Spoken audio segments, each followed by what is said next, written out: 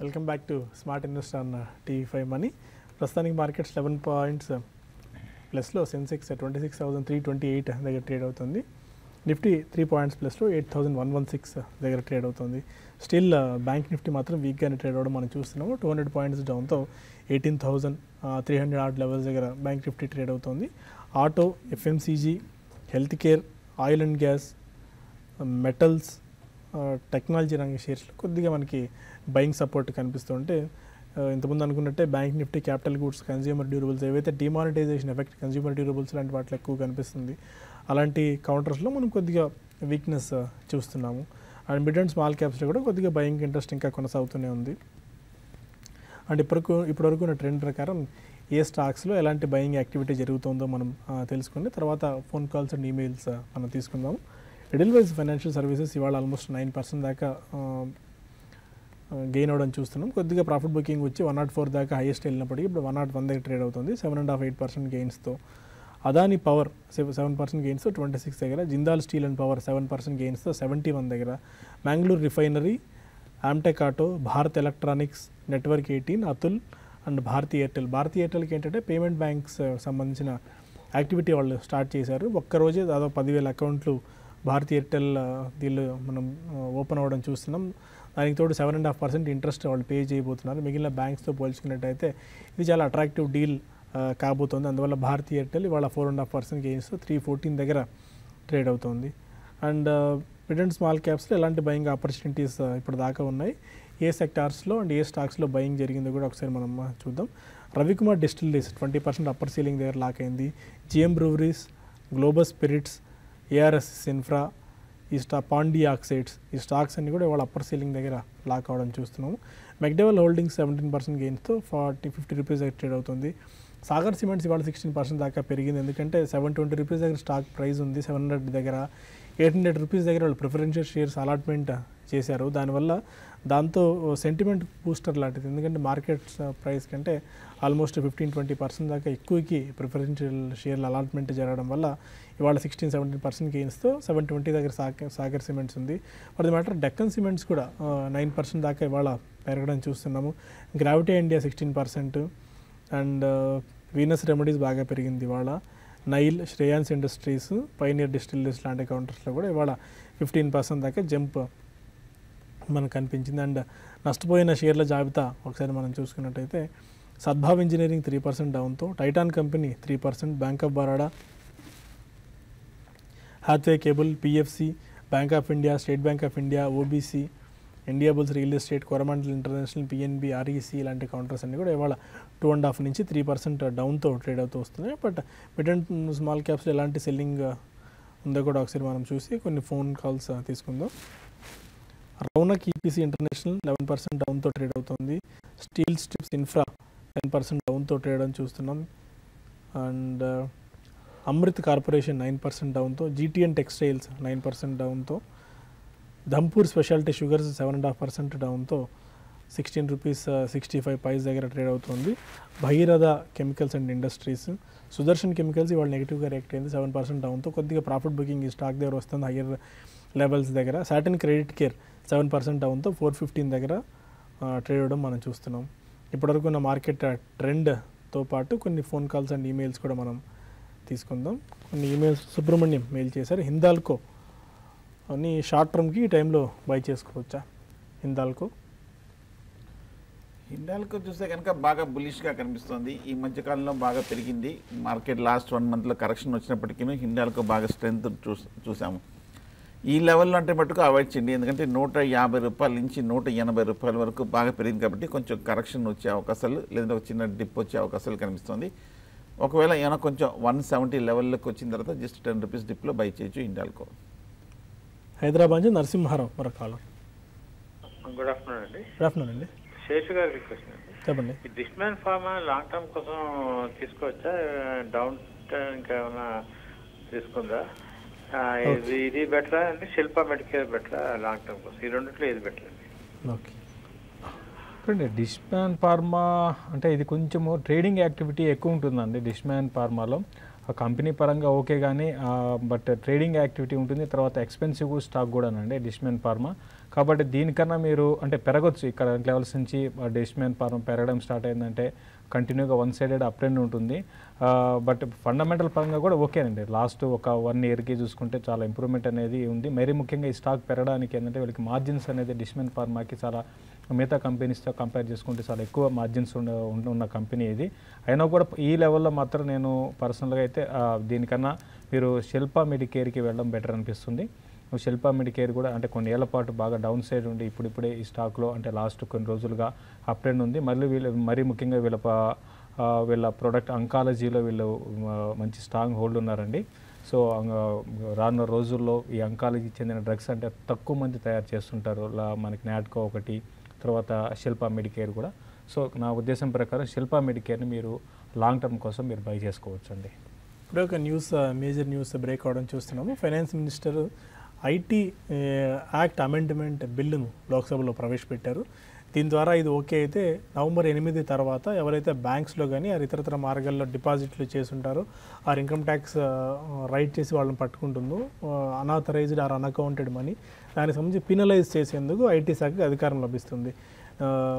But major decision ఇది. ఎందుకంటే most of the బయట మార్కెట్లో వినిపిస్తుంది ఏంటంటే ఐటీ శాఖకు అలాంటి అధికారం లేదు. ఎందుకంటే 200% పెనాల్టీ విధించే అధికారం.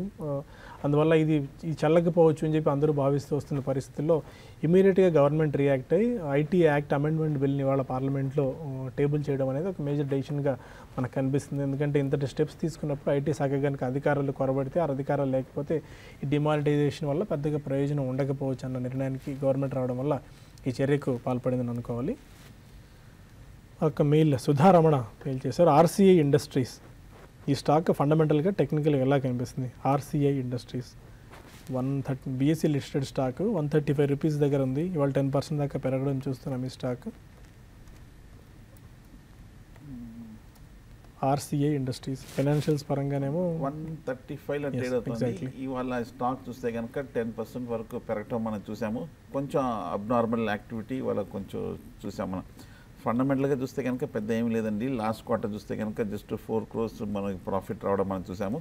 అలాగే టెక్నికల్గా చూస్తే కనుక కొంచెం పెరిగి కొంచెం హై లెవెల్ నుంచి కరెక్షన్ రావడం మనం చూసాము. 200 నుంచి 120 రూపాయల వరకు పడి ఇప్పుడే కొంచెం రికవరీ రావడం మనం చూసాము.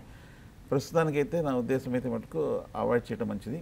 ఎందుకంటే కొంచెం ఫండమెంటల్గా అంత స్ట్రాంగ్ సపోర్ట్ ఉన్నట్టుగా కనిపించట్లేదు.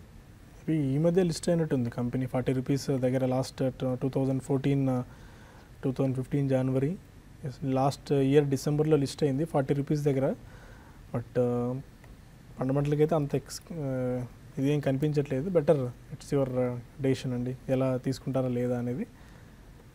మరొక మెయిల్ సుబ్రహ్మణ్యం గుప్తా మెయిల్ చేశారు. సుదర్శన్ కెమికల్స్ని కరెంట్ ప్రైస్లో బై చేసుకోవచ్చా? సుదర్శన్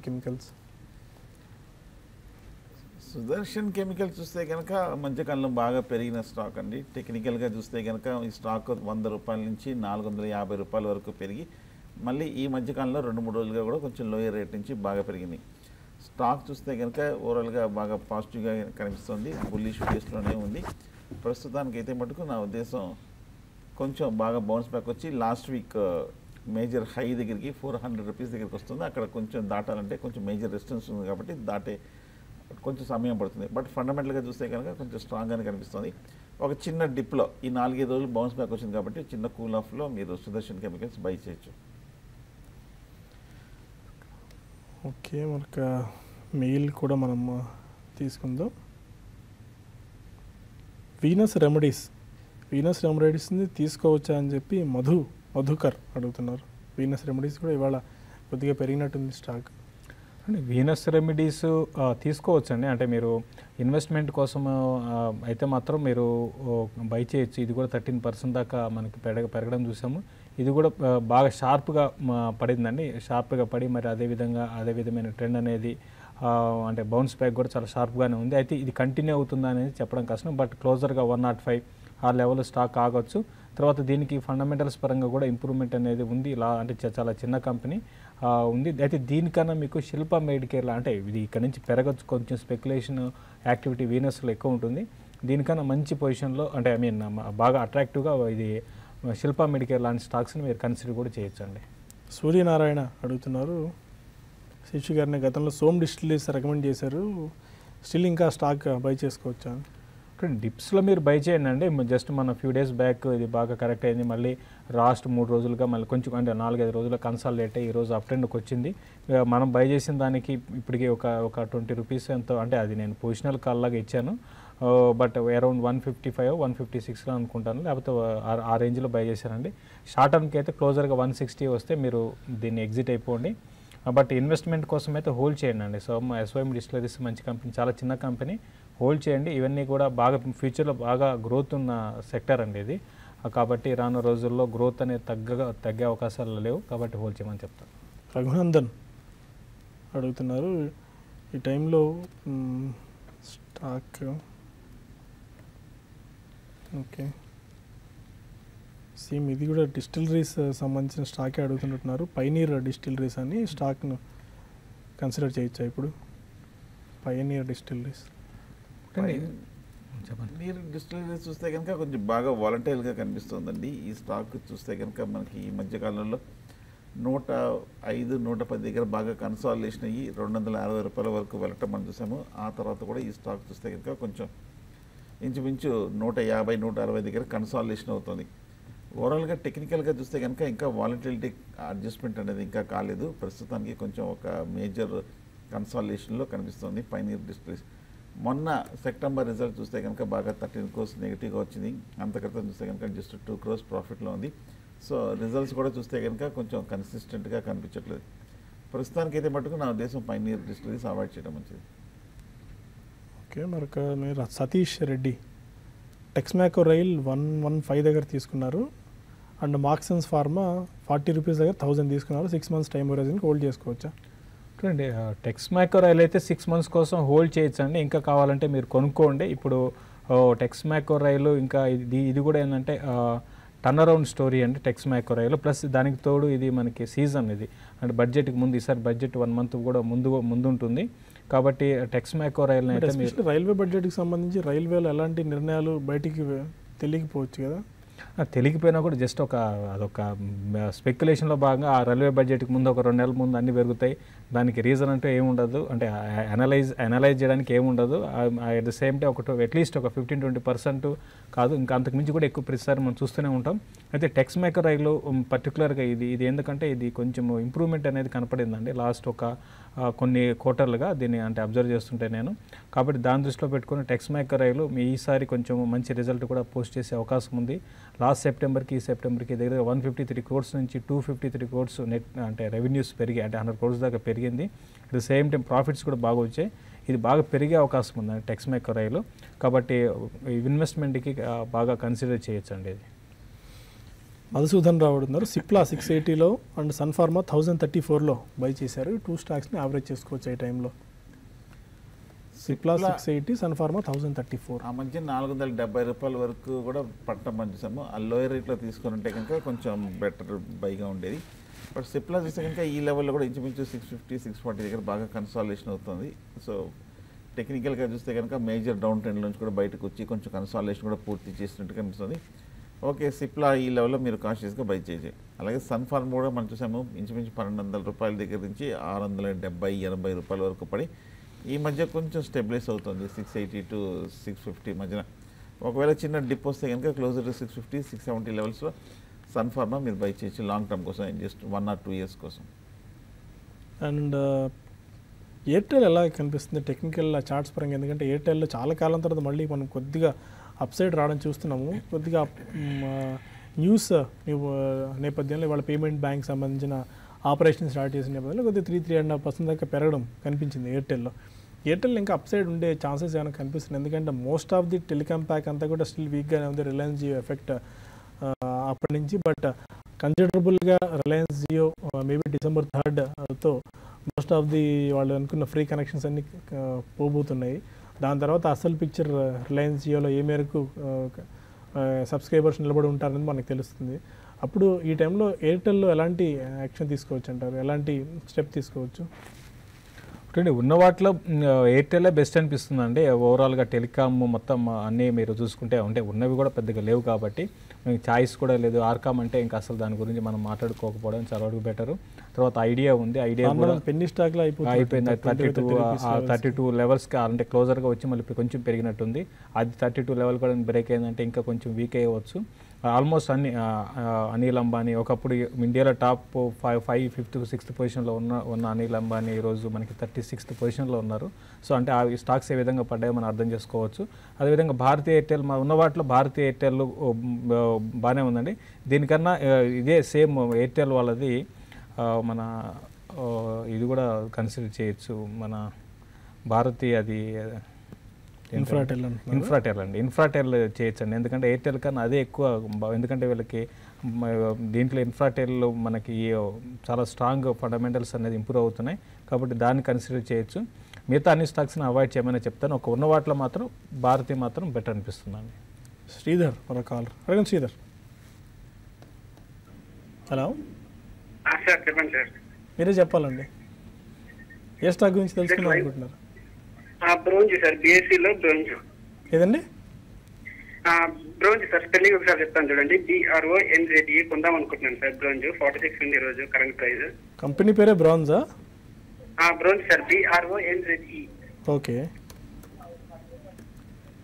ట్రాక్ చేస్తున్నారా? బ్రాంజ్ అట కంపెనీ పేరు. బ్రాన్స్ అంటే మటుకు బ్రాన్స్ పేర్లో చాలా ఉన్నాయండి. బ్రాన్స్ ఇన్ఫ్రాటెక్ అని, బ్రాన్స్ ట్రేడింగ్ అని అటువంటివి ఉన్నాయి. 46 మేబీ బ్రాంజ్ ట్రేడింగ్ అనుకుంటాను. 46 జస్ట్ బ్రాన్స్ అయితే మటుకు నా ఉద్దేశం అవాయిడ్ చేయండి. ఎందుకంటే 20 రూపాయల నుంచి ఈ స్టాక్ బాగా పెరిగి ఇంచుమించు 49, 50 రూపాయల వరకు ఈ నెల రోజుల్లోనే బాగా పెరగటం మనం చూసాము.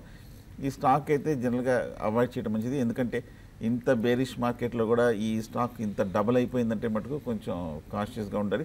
పైగా కరెక్షన్ కూడా డ్యూ ఉంది. పైగా ఫండమెంటల్ చూస్తే కనుక పెద్ద ఏమీ లేదు. లాస్ట్ 4 quarters రిజల్ట్ చూస్తే మటుకు ఏమి పాజిటివ్గా కనిపించట్లేదు, అసలు లేదు. అవాయిడ్ చేయండి, బెటర్. ఇలాంటి స్టాక్స్ మీరు ఎక్కడ మరి పడతారో తెలియదు కానీ బట్ చాలా అప్రమత్తంగా ఉండాలండి. స్టాక్స్ కొనుగోలు చేసిన టైంలో ఎంత స్టీప్గా పెరిగాయి మళ్ళీ అంతే స్టీప్గా పడతాయి. రోజుకి 20% లోయర్ సీలింగ్ కనుక పడిందంటే మన స్టాక్ నుంచి ఎగ్జిట్ అవ్వడానికి కూడా మనకు అవకాశం ఉండదు. కుమార్ మరొక కాలర్ అడగండి. Kumar sir, Mirza international, rallies India ఇప్పుడు ఈ రేట్లో బై చేయొచ్చా సార్? ప్లస్ అది 1 year టార్గెట్ కొంచెం చెప్పాలి సార్. మీరు హై నుంచి బాగా కరెక్ట్ అయింది, చాలా అట్రాక్టివ్గా కూడా కనిపిస్తుంది చెప్పి most of the national business dailies అన్ని కూడా అట్రాక్టివ్గా ఉన్నాయి. మీర్జా ఇంటర్నేషనల్ పిక్ చేసుకోవచ్చు. ఎందుకంటే రెడ్ టేప్ అనేది చాలా బ్రాండ్ నేము అండ్ స్టోర్స్ కూడా బాగా ఉన్నాయి, రిటైల్ స్టోర్స్. అంటే యాక్చువల్గా రెడ్ టేప్ అనేది యాక్చువల్గా వీళ్ళకి ఒక సింగిల్ బ్రాండ్ అంటే తర్వాత 1-2 చిన్న బ్రాండ్స్ ఉన్నాయి. మెయిన్ వీళ్ళ బిజినెస్ యూరోప్ అండి.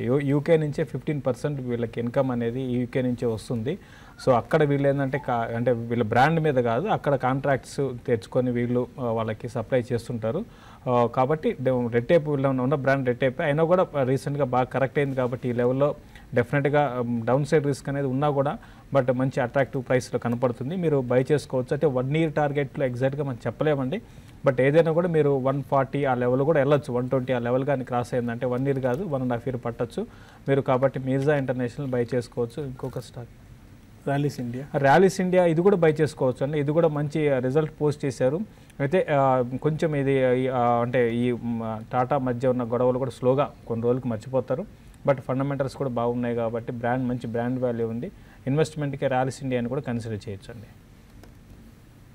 నాగసుచరిత, మార్క్సన్స్ ఫార్మా 50 రూపీస్లో 1200 షేర్స్ తీసుకున్నారు.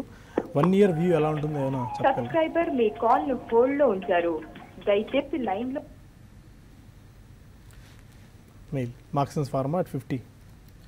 మార్క్సన్ ఫార్మా చూస్తే కనుక బాగా వీక్గానే కనిపిస్తుంది. ఈ మధ్యకాలంలో మనం చూసాము, మొన్న 110 రూపాయల నుంచి 40 రూపాయల వరకు పడి 40 దగ్గరే బాగా కన్సాలిడేషన్ అవుతుంది. ఇవాళ ఒక 2.5% వరకు పెరగటం మనం చూసాము. ఫ్రెష్ బయింగ్ అయితే కొంచెం అవాయిడ్ చేయడం మంచిది. ఎందుకంటే ఓవరాల్గా ఈ స్టాక్ చూస్తే కనుక ఓవరాల్గా సెక్టర్ అంతా కూడా బాగా వీక్గానే కనిపిస్తుంది. రిజల్ట్స్ కూడా చూస్తే కనుక లాస్ట్ 2 quarters కూడా అంత పెద్ద స్ట్రాంగ్గా కనిపించట్లేదు.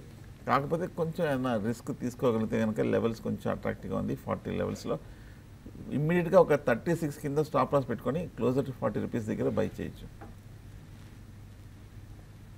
శ్రీదేవి హైదరాబాద్ నుంచి అడుగుతున్నారు. కిర్లోస్కర్ న్యూమాటిక్ కంపెనీ 450 షేర్స్ 789లో తీసుకున్నారు. మీడియం టర్మ్కి హోల్డర్ యావరేజ్ చేసుకోవచ్చా? కిర్లోస్కర్ న్యూమాటిక్ 450. BSE కోడ్ 50 రాసి పంపించారు, అది కూడా 505283. అంటే కిర్లోస్కర్ ఎంతలో కొన్నారండి? 415. అంటే చాలా మంచి ప్రైస్లో కొన్నారు మీరు, మంచి అంటే ఆల్మోస్ట్ 100% ప్రాఫిట్లో కూడా ఉన్నారండి. ఇది అయితే రీసెంట్గా కొంచెం ఇది మార్కెట్ కరెక్ట్ అయినప్పుడు 840 లెవెల్స్ నుంచి కరెక్ట్ అవుతూ వచ్చింది. కాబట్టి మీరు ప్రస్తుతం అయితే దీన్ని అంటే ఇంకా అంటే హోల్డ్ చేయమని చెప్తానండి. కంప్రెసర్స్లో సెక్టర్లో ఉన్నారు. ఇది ప్రస్తుతం అయితే ఇది మళ్ళీ ఇప్పుడే మళ్ళీ అప్ ట్రెండ్ స్టార్ట్ అయింది. ఇది ఇంకా పెరగడానికి అవకాశం ఉందండి. మళ్ళీ న్యూ హైస్ మార్కెట్ కొంచెం స్టేబుల్ అయ్యి అంటే ఇప్పుడున్న సిచ్యువేషన్ నుంచి బయటపడితే మాత్రం మళ్ళీ ఇది పెరుగుతుంది. బట్ ఏదైనా కూడా మీరు ప్రాఫిట్స్ని బుక్ చేసుకోండి ఈసారి క్లోజర్గా 820 ఆ లెవెల్స్కి వచ్చినప్పుడు, 840 ఆ లెవెల్స్కి వచ్చినప్పుడు ప్రాఫిట్ బుక్ చేసుకోండి. కొన్ని రోజులు మాత్రం 820, 840 లెవెల్స్ అయితే పెద్దగా దాటే అవకాశాలు లేదు. కాబట్టి ఒకసారి ప్రాఫిట్ బుక్ చేసుకోమని చెప్తాను. ఫండమెంటల్గా బాగా బాగున్నట్టుంది. కిర్లోస్కర్ న్యూమాటిక్ అయితే BSE, NSEలు అయితే రెండిట్లో ట్రేడ్ కావట్లేదు. ఈ స్టాక్ అయితే ఒకసారి చూడాలి. BSEలో ట్రేడ్ అవుతుంది. BSE ట్రేడ్ అవుతుందండి. కిర్లోస్కర్ న్యూమాటిక్ అనేది ఫండమెంటల్గా కూడా మంచి స్ట్రెంగ్త్ చూపిస్తుందంట. రెగ్యులర్గా మంచి అంటే ఈరోజు మ్యూచువల్ ఫండ్స్ హోల్డింగ్స్ కూడా బాగున్నాయి. ఈరోజు కూడా 550 షేర్స్ ట్రేడ్ అయినాయి. అయితే వాల్యూమ్స్ పరంగా ఏం లేదండి. కాబట్టి అయితే ఏదైనా కూడా ఎంత ఒకటి ఫండ్ మ్యూచువల్ ఫండ్ బై చేసినా ఏది చేసినా కూడా ఏంటంటే క్లోజర్గా 820, 800 అక్కడికి వస్తే ప్రాఫిట్ బుక్ చేసుకోవడం మంచిది. ఎందుకంటే ఇది లిక్విడిటీ లేదు కాబట్టి ఒకసారి పడడం స్టార్ట్ అయితే అమ్ముకోలేము అటువంటి స్టాక్స్ అని. కాబట్టి ప్రాఫిట్ ఆల్రెడీ 100% ప్రాఫిట్లో ఉన్నారు. కాబట్టి బెస్ట్ ఏంటంటే ప్రాఫిట్ బుక్ చేసుకోవచ్చు. ఓకే, ప్రస్తుతానికి ఇంకా మనకి మెయిల్స్ ఉన్నా సరే మనం వైండప్ చేయాల్సిన టైం. స్టిల్ మార్కెట్స్లో 20 పాయింట్స్ ప్లస్లో సెన్సెక్స్ ట్రేడ్ అవుతుంది 26,336 దగ్గర. నిఫ్టీ 6 పాయింట్స్ ప్లస్లో 8,120 దగ్గర. Any closing trading remarks? Market బాగా కన్సాలిడేషన్ అవుతుంది, బాగా కొంచెం స్థిరంగానే కనిపిస్తుంది. 8,100 దగ్గర కొంచెం హోల్డ్ అయ్యే అవకాశాలు కనిపిస్తుంది. యూరోపియన్ మార్కెట్స్ కొంచెం బాగా పడిన తర్వాత కూడా మన మార్కెట్ కొంచెం రియాక్షన్ వచ్చిన తర్వాత కూడా కొంచెం రీకూప్ అవడం మనం చూసాము. సో ట్రెండ్ పాజిటివ్గానే ఉండే అవకాశాలు కనిపిస్తుంది. కాకపోతే ఒక స్వల్ప పాజిటివ్ ట్రెండ్ లేదంటే కనుక ఒక సైడ్ వేస్ ట్రెండ్లో ఉండే అవకాశం ఉంది. బట్ కానీ ఓవరాల్గా ఇంకా ట్రెండ్లో అయితే ఇంకా క్లారిటీ రాలేదు. బహుశా రికవరీ వస్తే కనుక 8200 ఒక 100 పాయింట్స్ బౌన్స్ బ్యాక్ అయ్యే అవకాశాలు కనిపిస్తుంది ఒక 1 వీక్ షార్ట్ టర్మ్లో. ఎలాంటిది ఇస్తారు? మార్కెట్ అదే సేమ్ కన్సాలిడేషన్లో ఉంటుందండి. అయితే ఈ హయ్యర్ లెవెల్స్లో కూడా పెద్ద నిలబడే అవకాశం కూడా కనపట్లేదు. కాబట్టి బెటర్ ఏంటంటే ప్రాఫిట్స్ ఉన్నవాళ్ళు, లాంగ్స్ ఉన్నవాళ్ళు జాగ్రత్తగా ఉండమని, అంటే ప్రాఫిట్ బుక్ చేసుకొని ఫ్యూచర్స్లో ఉన్నవాళ్ళు మళ్ళీ రీఎంటర్ కావడం బెటర్ అండి. 8140, 8150 అంటే నెక్స్ట్ 20-30 పాయింట్ల పైన బాగా రెసిస్టెన్స్ ఫేస్ చేయొచ్చు. దీనికి తోడు యూరోప్ మార్కెట్స్ బాగా పడుతున్నాయి, అది కూడా అబ్జర్వ్ చేయండి. ఎందుకంటే అవి పడితే మళ్ళీ మార్కెట్లో మరింత సెల్లింగ్ అనేది కూడా, అంటే గ్లోబల్ మార్కెట్స్ వీక్ అయితే కూడా సెల్లింగ్ మన దాంట్లో రావచ్చు. అయితే ప్రస్తుతం అయితే Nifty 8200 up side, down side చూసుకుంటే 8020 ఆ లెవెల్స్ మధ్యలో నెక్స్ట్ ఫ్యూ డేస్ కొనసాగే అవకాశం ఉందండి. Okay, thank you very much with future. ప్రస్తుతానికి బులెటిన్ ఇక్కడితో వైండప్ చేస్తున్నాం. Stay with us for latest updates.